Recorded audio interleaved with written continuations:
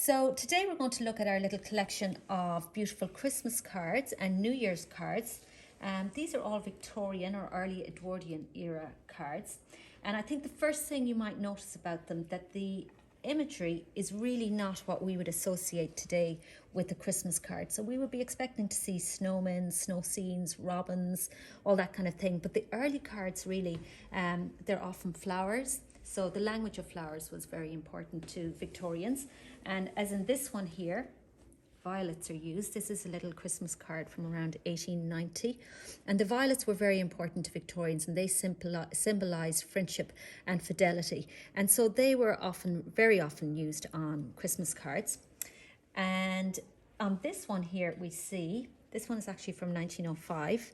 This one is decorated with ivy, which we do still associate with Christmas. But this one here is decorated with oak leaves. And oak leaves are not something we would really associate with Christmas today. But back in the Victorian era, it was still associated very much with Christmas. And it's referring really back to the Oak King. The Oak King was actually the god of the summer in pagan times in England.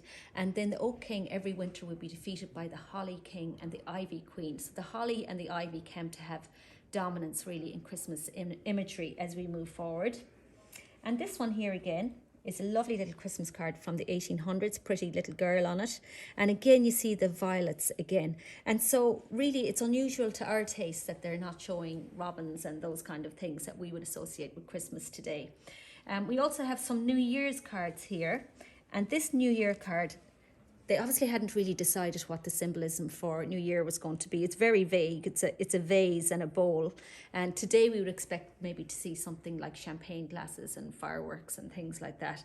But as the time goes on then later into the century, we begin to see more traditional Christmas symbolism, like you see on this one here. And this one is a nice combination. So now we have a frosty scene and happiness. It's a Christmas card. And on the inside, again, it's interesting to see that we still have the violets, but we're getting more into kind of traditional Christmas scenes. And this one is a bit of an anomaly because the print is actually upside down. And then you have the Christmas message on the inside.